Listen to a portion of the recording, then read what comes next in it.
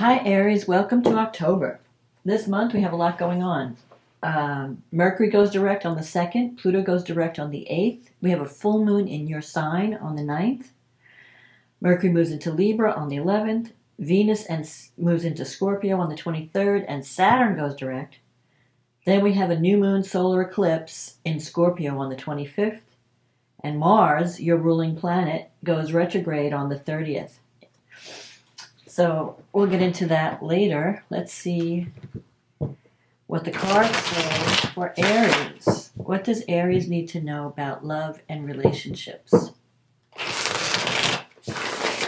What is coming up for Aries in October? What does Aries need to know about love and relationships for October?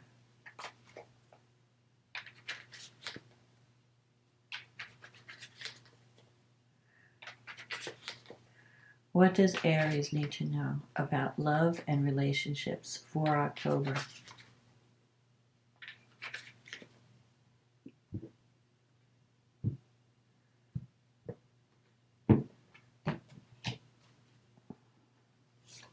The Six of Cups, the Devil, the Page of Swords, the Two of Swords, the Three of Swords, and coming up in the future, the Queen of Pentacles, the Four of Wands, the Emperor, the Two of Wands, the Six of Pentacles, and the card at the bottom of the deck is the Ten of Pentacles. Okay, so this is kind of interesting. Okay, so you have the Six of Cups here. The Six of Cups is a card of connecting, revisiting the past, healing from the past, and learning lessons from the past so that you can make the future better. And with the Six of Cups, it could be that either you or someone else, I feel like it's you because it's in the first position. You're wanting to reconnect with someone from the past, or you're wanting to make amends in some way. Because the Six of Cups is offering, the person in the card is offering, the boy is offering the girl a gift, flowers. It's a peace offering or an offering of love. The thing that crosses this energy is the Devil. So these are the obstacles in your way. And the Devil can represent addiction, passion, fear. You could be addicted to something, either a person, it could be that you're trying to overcome. If it's not you, it could be the partner. So what's crossing is someone who is letting their fears overwhelm them, letting negative thinking overwhelm them.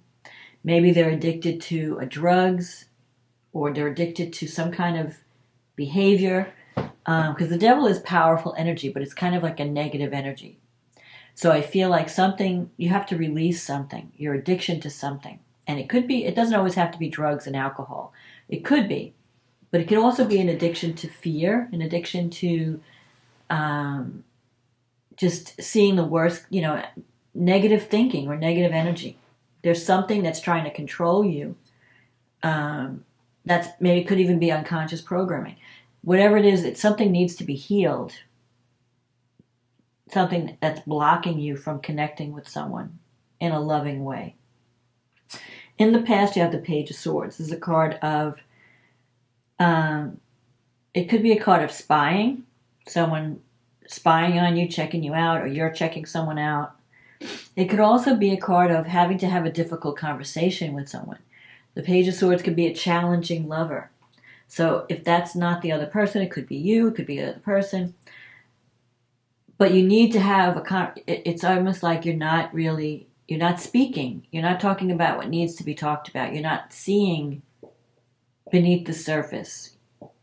So, because with the Devil and the Page of Swords, I feel like you have to look beneath the surface to see what's really going on. There could be some psychological components that are separating you from someone that you love, or from finding harmony. Because the Six of Cups, though, promises things will get better, but you may have to overcome some obstacles before you can experience this. You have actually two sixes in the reading, so That is a card. 2 sixes are harmony. In the recent past, you have the Two of Swords. So the Two of Swords is two people that are maybe not speaking. They're estranged from each other. Or you're trying to make a decision about something and you can't decide. So it could even be both of you. You're on the fence and you're not taking action. You're just kind of hanging out, thinking things through. With the Ten of Pentacles is here, though. And I feel like the potential is the Ten of Pentacles. This is the hidden energy. If you can overcome these problems, you could experience. This is the Wealth card, but it's not just money. It's about creating a secure home and family with someone where you're supporting each other, you're there for each other. It's not just love, but it's also financial and emotional support. It's a feeling of a sense of security. So maybe you had that with this person, and you want to try and get it back, or you lost it, but you can have it again. But I feel like you have the Three of Swords here coming up in the future. Three of Swords is about cutting away what's no longer serving you, but it's also about heartache, feeling the loss, a sense of loss. So if you broke up with someone, or if a relationship has been challenging, it's not just you that's feeling the heartache and the loss, it's also the other person. You have the Queen of Pentacles coming up in the future. This could be an earth sign that you're dealing with. Taurus, Virgo, Capricorn. The Queen of Pentacles is someone who's who's financially cares about financial security. But she's looking to the past. So it could be that someone that you are no longer speaking to, or you broke up with, or you have some heartache around this person. They're thinking of the past. They're remembering the past and they could be even thinking of you. I think so. I think you're not the only one who's feeling the heartache. If you're going through this may not be for everyone, but if you're going through a breakup or a heartache where you're separated from someone you care about, the other person might be feeling the same sense of loss. I don't think it's just one-sided. But it could be that you need to have a conversation. You need to talk and discuss what's wrong and ways to make things better. Instead of just, someone has to break the ice. So with the Two of Swords energy especially, that's someone who's on the fence. Each person's waiting for the other person to contact them. So you're waiting for them to call you. They're waiting for you to call them. And so nothing's happening. And you're both separated and feeling sorrow at the loss of this connection. In your fear sector, your negative thinking sector, is the Four of Wands. So you're thinking, this is a card of success, victory, stability. It could also be a card of marriage in some cases. But you're thinking negatively about it. You're thinking like, oh, that'll never happen. I don't know if this will happen. So you have to control your thoughts too, because your thoughts create your reality. If you think negative, if you get yourself wrapped up in a negative mindset, it's going to be a self-fulfilling prophecy. In your environment, you have the Emperor. Now, the Emperor could be the card of Aries, because the ram heads are on here. Not so much in this card, but in other cards. The Emperor could be an Aries. It could be Capricorn. It could also be Scorpio. But the Emperor energy represents someone who's taking responsibility. It's the CEO card. It's the boss card. It's the leader card. Someone who needs to step up to the plate and take charge. So this could be your person. Maybe your person is thinking about starting their own business, or they have that take charge, dependable energy. You could have been connecting with someone that was always there for you. They were very responsible, very disciplined, very organized. And maybe they're wanting to see those qualities in you, or they could see those qualities in you. And your wish fulfillment, you have the Two of Wands. Two of Wands is a potential partnership. Again, you have these two twos. So the twos are always about partnership, but here you're kind of on the fence, like, well, I know there's a potential partnership, but I don't know, is this what I want? or I don't know where it's going to lead. I don't know where it's going to go. Like you're kind of waiting. It's like and it's unusual for an Aries to play the waiting game, because usually Aries is the take action. You're the one who wants to start things. You're the one who wants to take charge and initiate. But for some reason you're holding back because maybe you doubt the future of this relationship. You're wondering, I don't know if this is going to work, or can this work? So then you have the Six of Pentacles here. And the Six of Pentacles is about an imbalance in the give and take. Six of Pentacles is like has one person giving to another person who's less fortunate. So if there's an imbalance in the relationship, maybe one person has, probably the Queen of Pentacles may be more financially sound and might be helping someone out. Maybe there was like an imbalance in the relationship where one person was doing all the giving, either paying for everything, or one person. I feel like there needs to be more balance in the relationship. Maybe one person was always the needy person, always needing help, always calling when they need something.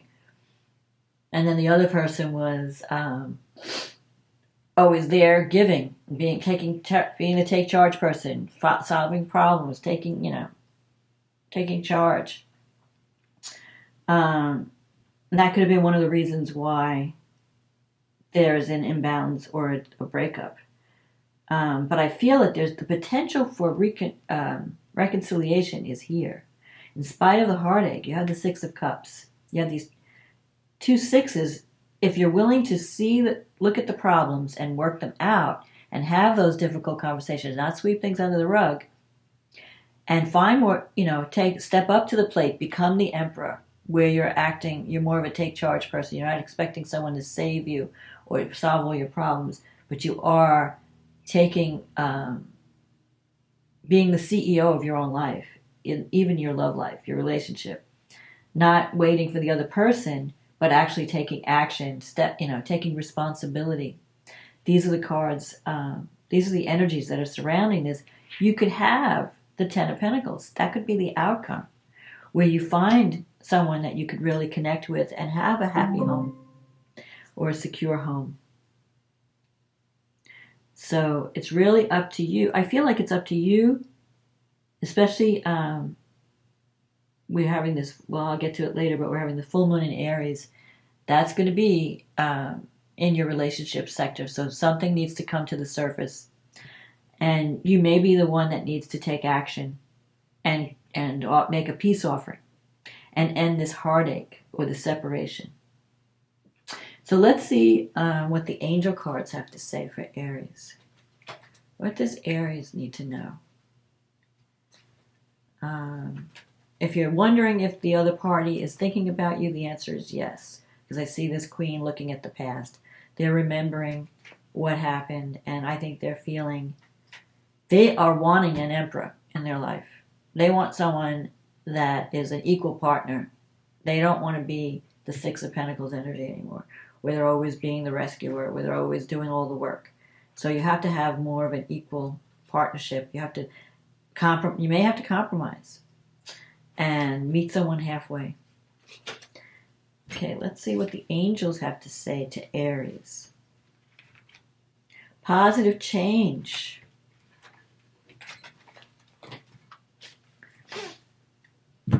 Okay. Dare to be different. When you are criticized, remember that you will never please everyone. Many brilliant and gifted individuals were not fully appreciated or understood in their own lifetime. Yet it is often they who have sown the seeds of change. So there is positive change coming. Don't let fear hold you back. Sometimes the devil can be fear. You're afraid of rejection, maybe. But I would, take action in the month of October, and you might be surprised at the results that you get. So let's see what's happening with the astrology. So Mercury's been retrograde all September. Miscommunication, misunderstanding. When Mercury goes direct, it's going to be in your 6th house. So that's good for health issues and work issues. So if anything has been held up or delayed over your health or your work, things might start to clear up, even your mental health, because Mercury has to do with thinking. So you might be thinking more clearly when Mercury goes direct. Then Pluto goes direct, and Pluto's been also, let's see, where's Pluto in your chart? In your 10th.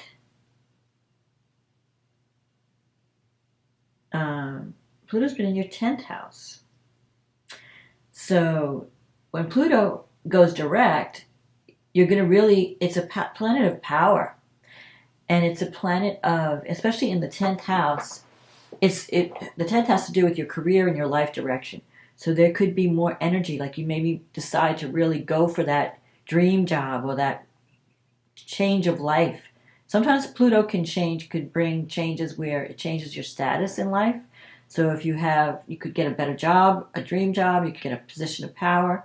But you could also change from single to married, married to single with Pluto. And Pluto is trining Mercury. So when Mercury goes direct, it's trining Pluto. There could be good news coming in about a career situation. We have then, Pluto goes direct on the 8th, and we have the full moon in your sign on the 9th. So that full moon is in your first house, and it's conjunct Chiron, which is the wounded healer. And it's opposing the sun and Venus. Venus in the 7th, you could really see what the issue is around a relationship. And you could really heal. Chiron is a healing aspect. It could show you what areas you need to heal to create in a relationship. And with the full moon, we have the moon opposing the sun. So the energy is, how do I balance my needs against the needs of the other? How do I compromise so that I could create peace? Because Venus in Libra represents peace, represents balance, represents fairness. And when Venus is in your 7th house, it can bring love, it can bring romance, it can bring harmony to relationships. And also, because it's opposed the moon and Chiron, there could be healing at this time with this full moon. But the energy of Aries is taking action, not having courage.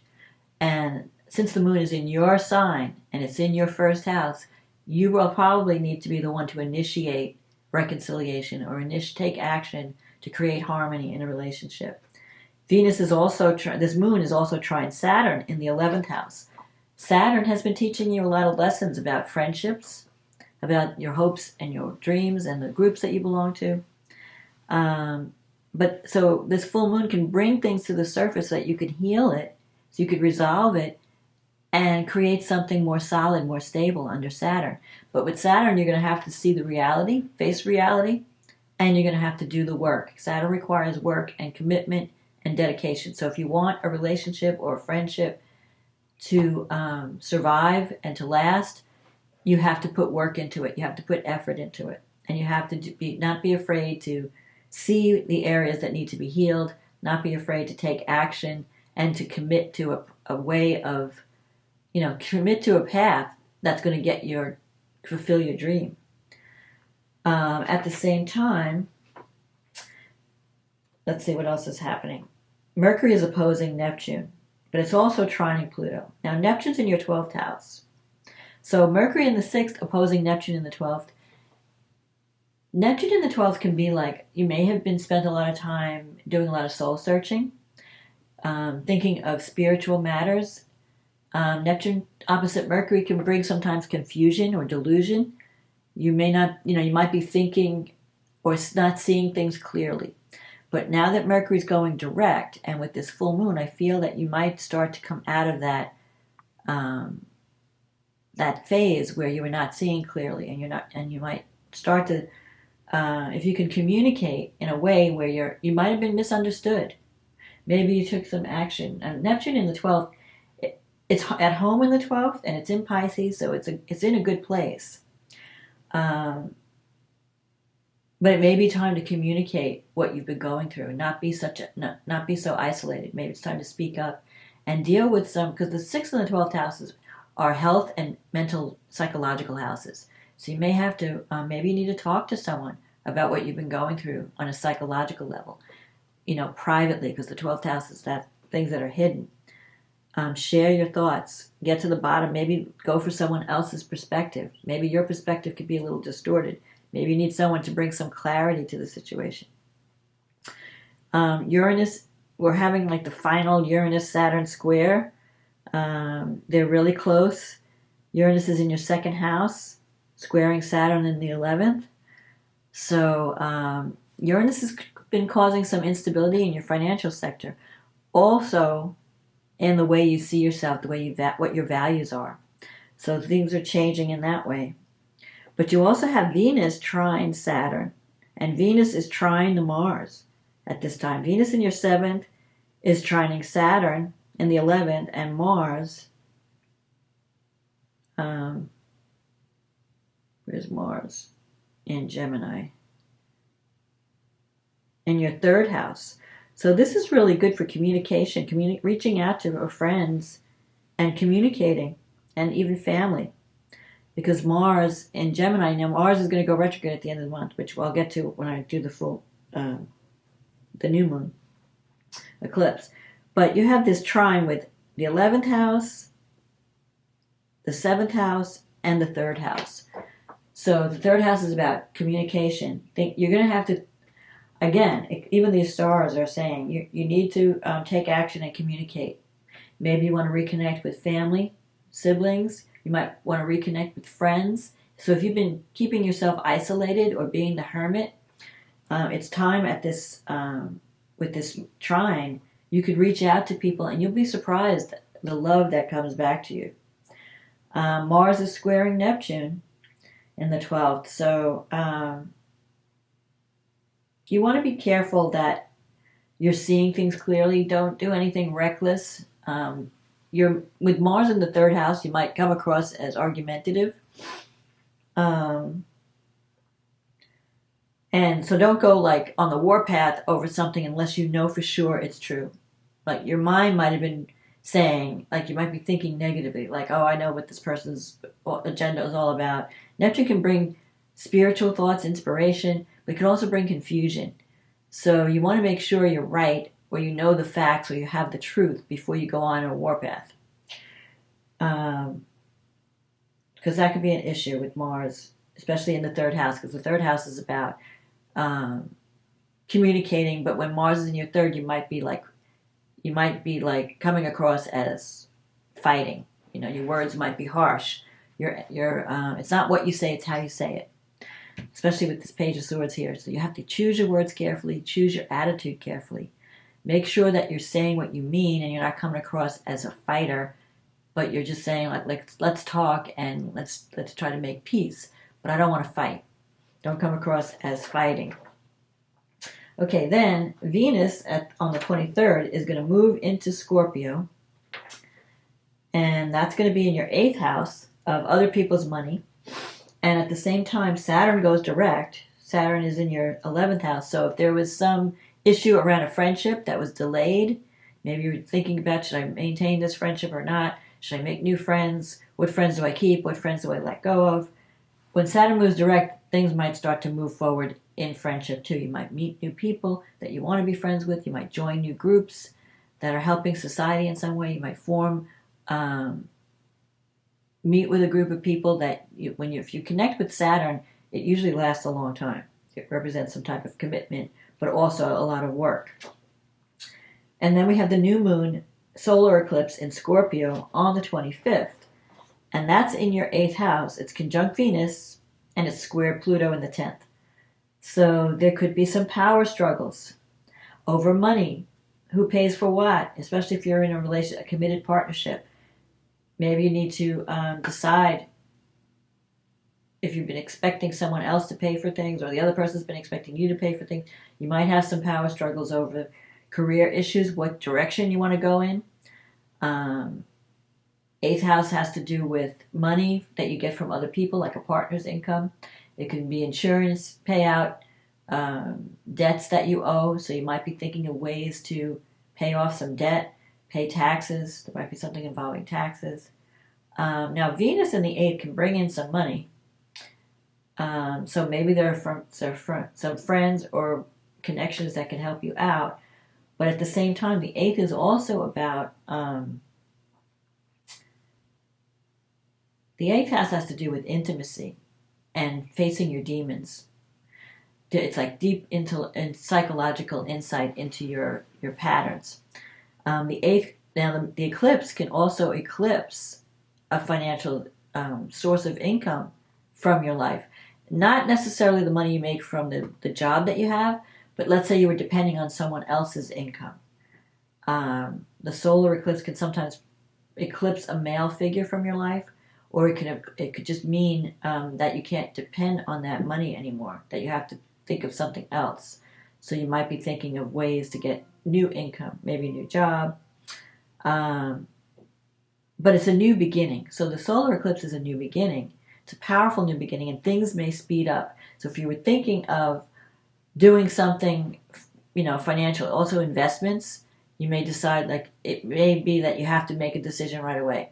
Like, I have to focus on my money and where my money is invested, and what bills do I owe, what taxes do I owe, what debts do I have, because you might need to pay them off sooner than you were anticipating.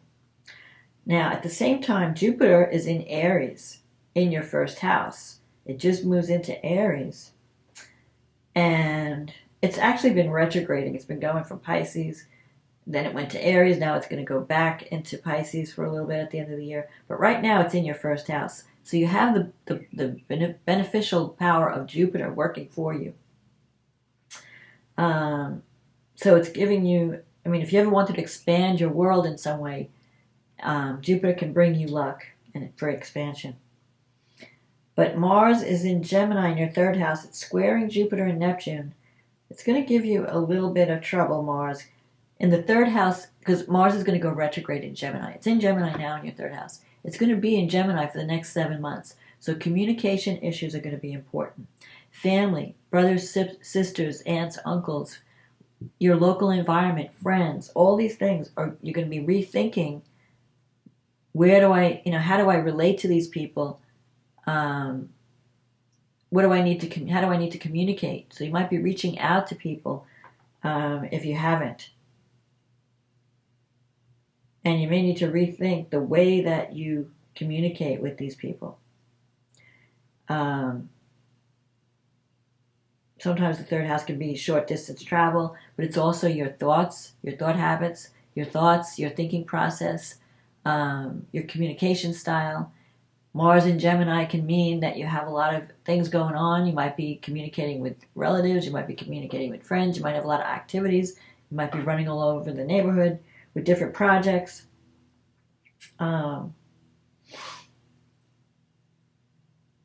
There's also going to be a grand trine with Mars, Mercury, and Saturn around this time.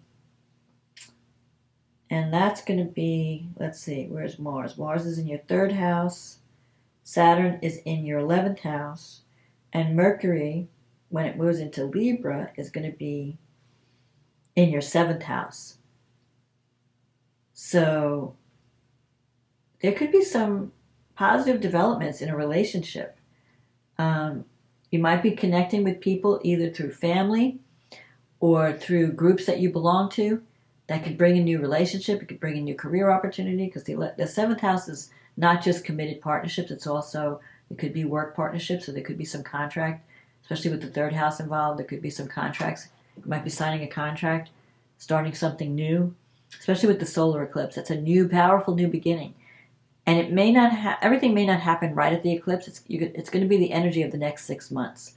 And especially with Mars involved as your ruling planet, and Mars being retrograde, it's going to take a while to develop this new idea that you have. So don't lose patience, because Mars is going to be retrograding at the end of October, and it won't go direct until January. So there might be some delays. Things may be hard to get off the ground. If you have to launch anything, it would be better to launch when Mars goes direct next year, especially when it gets out of its shadow, like the springtime, March, the end of February, the beginning of March. So now's the time to prepare. So if you have an idea, an inspired idea on what you want to do, how you want to create a new beginning, there may be a lot of work involved before you can actually launch it, before you can actually realize the results of it. So don't give up on a dream or a goal, especially a relationship, but it may take a while to manifest. So it's not going to be an immediate success. It's something you're going to have to work at, uncover the problems, heal, see what's wrong, take action, to fix, to compromise, to create peace and harmony, because you have that Libra, Aries energy. You may have to compromise and meet someone halfway. So that's my forecast. I hope this resonated with you. If you did, click on the like button, click on the subscribe button, leave a comment, let me know what's going on in your life. If it didn't resonate with you, this is a general reading, so it may not resonate with everyone. But if you'd like a private reading, click on the link in the description box. It will take you to my website, and we can get you on the schedule. In the meantime, thank you for supporting this channel. Thank you for the likes, the comments, the subscribes. Have a wonderful October, and I'll talk to you again next month. Okay, bye now.